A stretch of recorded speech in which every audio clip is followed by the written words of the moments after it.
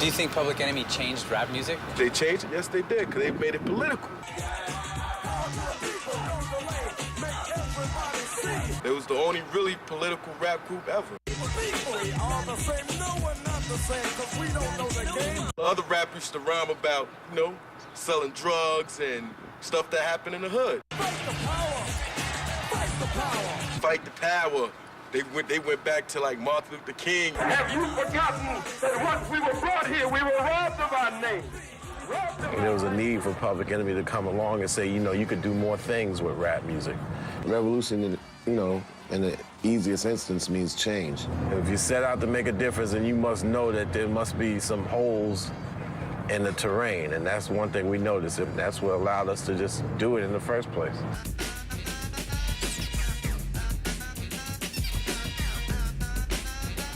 You always want to be the big cheese. Flavor was the person that actually, if it's a steak, he's the A1 sauce. That's right. And if you smell anything in here stink, it's me, because I'm the shit. Griff is always a thinker, an organizer, the maximizer of plans. Give that for a second. Hold up for a second. You know something we got a saying in Public Enemy? We say the legends ain't ready to leave because the kids ain't ready to leave. Terminator X, the ultimate role player.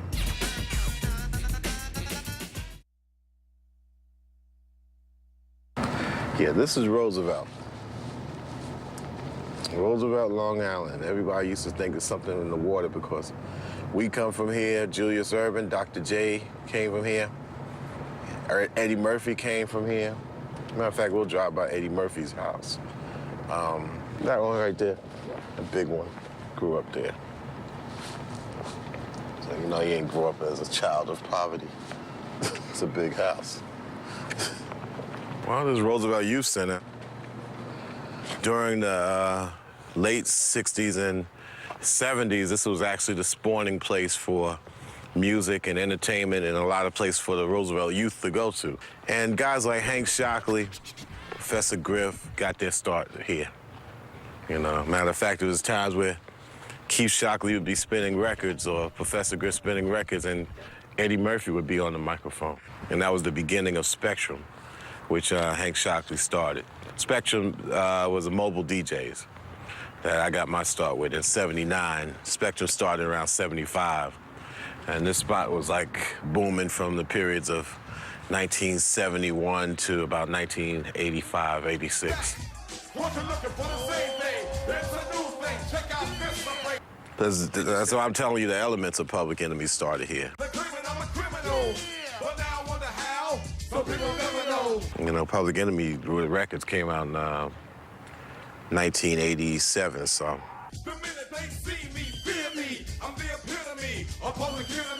The youth center kind of closed down in '85 and was boarded up for a long period of time. Let's go inside. Roosevelt Youth Center. Now this is going way back. This is the core. Back in the days, a DJ used to be, set up on stage and do their thing, and people used to actually stand and watch the DJ, and it'd be like this, and people would get their dance on and get their thing on right around here, and the DJ would be actually up there, and that's the music bug bit me with the point where the person would be on the mic talking about on and on to the break of dawn.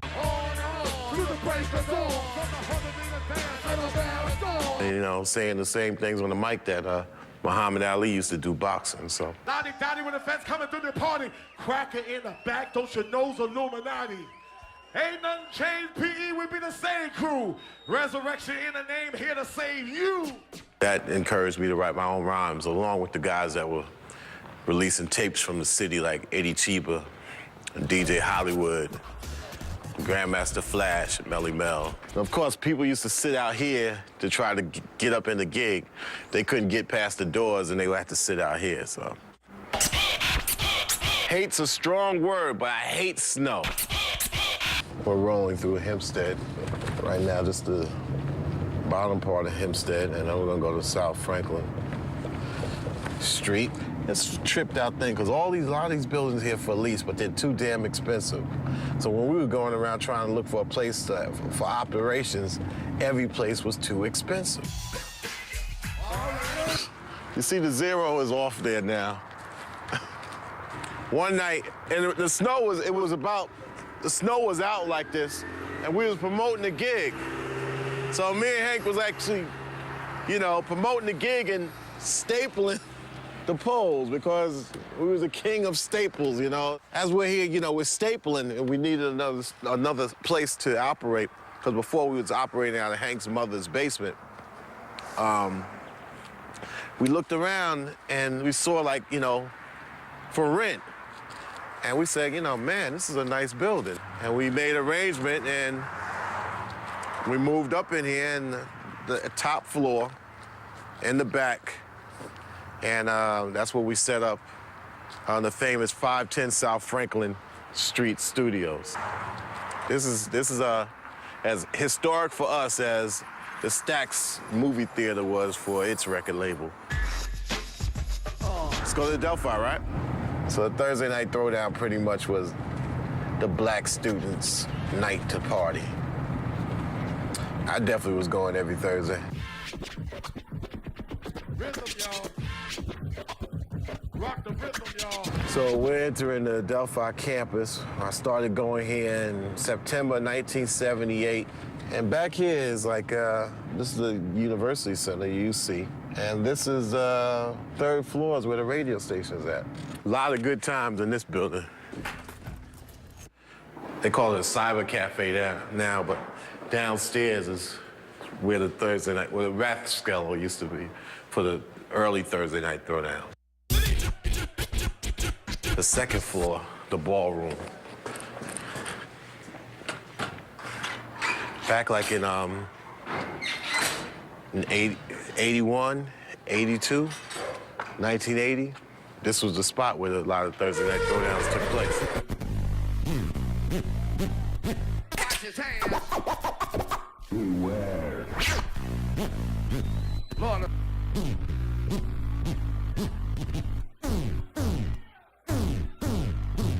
So the Thursday night throwdowns were in here, and this place would be packed.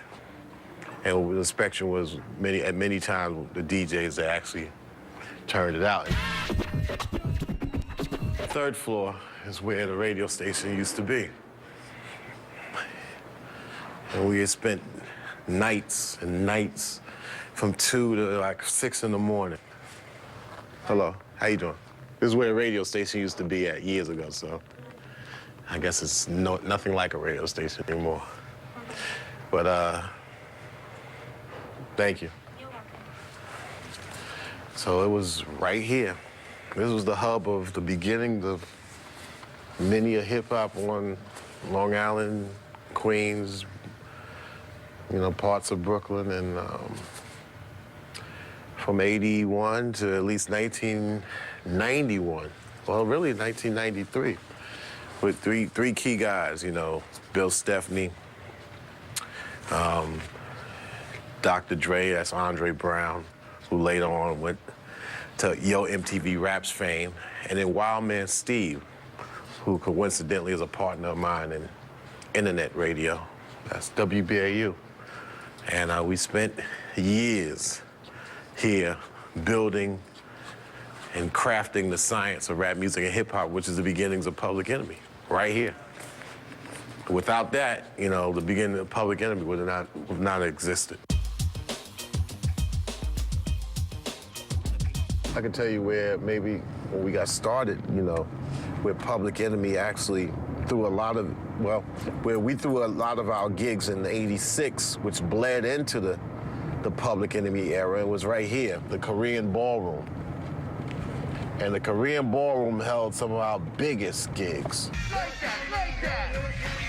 All that, you know what I'm saying? In the beginning of Public Enemy, we did some of our first performances here in Long Island, which were we were known to throw gigs, but people were really surprised that I was a part of a group.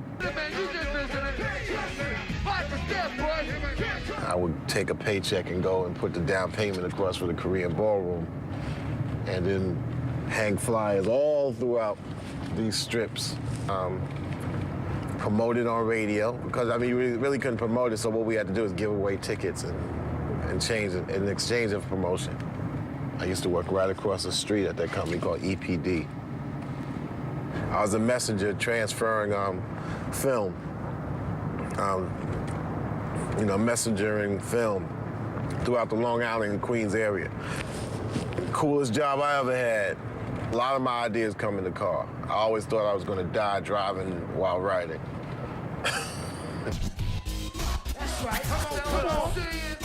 Since I kind of put the mic down of straight rhyming for about 2 years, from 1980 and 1981.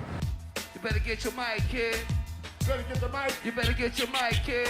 I got the motherfucking mic. You better get your mic, kid. But I began to start making tapes on WBAU because there wasn't enough rap records out. So we supplemented our radio shows with homemade tapes that we made on our own. Make no mistake, we don't shake or stutter. So heed the word of the brother who makes the boy into a man. It's the job of another man. Well, one of the guys in one of the neighboring rap groups said to Flavor at the time, he wanted to take me out. You know, he wanted to battle me. I was on my way up here to the studio, you know what I'm saying? This brother stopped me, asking me, yo, what's up with this brother Chuck D? He swear he nice. I said, yo, he swear he know he nice, you know what I'm saying? So, yo, kick good bass right now to the brothers to let them know what goes on. I made a tape called Public Enemy No. 1. And we put it on the radio, and it was a big hit for about a year and a half. It was a mainstay of the record, of the radio station. You in your mind from a beat from a rhyme. I'm trying for a crime that I can't find. I show you my gun. What? What? Because I'm public enemy number 1. Yeah. And so when it came down to naming the group that was wanted by Rick Rubin and a new record company called Def Jam, it was a matter of just saying, what's the name of the group? And Hank just said, you know, name the group Public Enemy, since we had that song called Public Enemy No. 1. And it just clicked from there. But then later on, we added things of what Public Enemy meant. For y'all seeing us for the first time ever, we go by the name of Public Enemy. That's right. And the meaning of that name means the Constitution that says, it starts off with we the people once considered us, black people, 3/5 of a human being. Well, shit, a pig is a goddamn full pig. Being that the public follows this document to this very day, then we must be the enemy until shit really gets straightened out. I tried to find somebody to actually be, you know, Public Enemy. But I couldn't find anybody that really, you know, was better than I was. Here we go, here I go, here we go, here I go, here we go. You better go, here the fuck I go. Here we go, here I go, here we go, here I go, here we go. Y'all better come, here the fuck I go. At that time I started, I was already 26, 27 years old, and I thought that was, you know, too much of an age to actually start doing records, but I had to take that position because I was being recruited, so why not do the job? That's the back of the first album right there. Back of the first album cover. And we shot it, and it was freezing cold, and I think snow was on the ground. You know, Glenn Friedman shot the cover. And that's it today. They got some fence around. What's up, y'all? All right. You know, that's it. That's going back.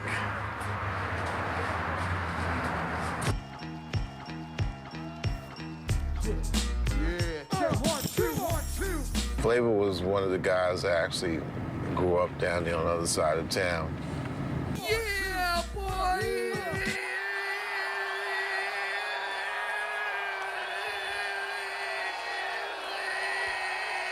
He used to put up this whack graffiti. He was introduced to us by T.A. the DJ, who later became Son of Berserk. And he had brought Flavor up to 510 South Franklin to the studio. Yeah, boy! Well, he was MC DJ Flavor. He was always Flavor. And Hank thought it was important to just like say, all right, you need a more hip-hop tint to it. So just put the flavor at the end of it, like Melly Mel, Flavor Flav. Yeah, 1, 2, everybody get the fuck up and let's get real. Y'all ready to get busy or what? Griff was always Professor Griff because he always used to carry books around and be very, you know, detailed about, you know, what he was into. And, you know, he was in the martial arts. Terminator X was actually, his name was Melody. When we became Public Enemy, and I just thought it would be a cool name to be Terminator X because of the movie Terminator. You know, it's just like, why not? It's better than DJ Melody. I already had a Chuck D, so it didn't make, you know, if you're gonna have a corny name and then just have one corny name and have everything else with flair. Chuck D is real simple. His name is Chuck D. Chuck is my nickname, given to me by my mother. Chuck D. First name is Carlton. Chuck D. D is my middle initial for Douglas. My name is Chuck D. Chuck D is really simple. It's self-explanatory. Once again, back is the hard rhymer, rhymer. Yo, now what? DJ Cut, DJ Lord is back with some old food tracks. I built Public Enemy to be, I guess, a fearless ship that breaks the iceberg every time. Might be an ugly ship, has a lot of cuts and bruises and dents in the hull, but the boat still floats.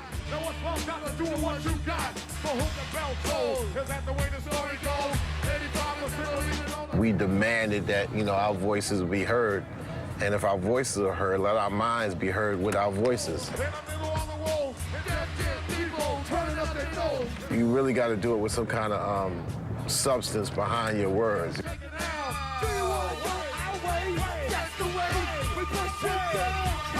You want to inspire people. You want to encourage people that they can do it.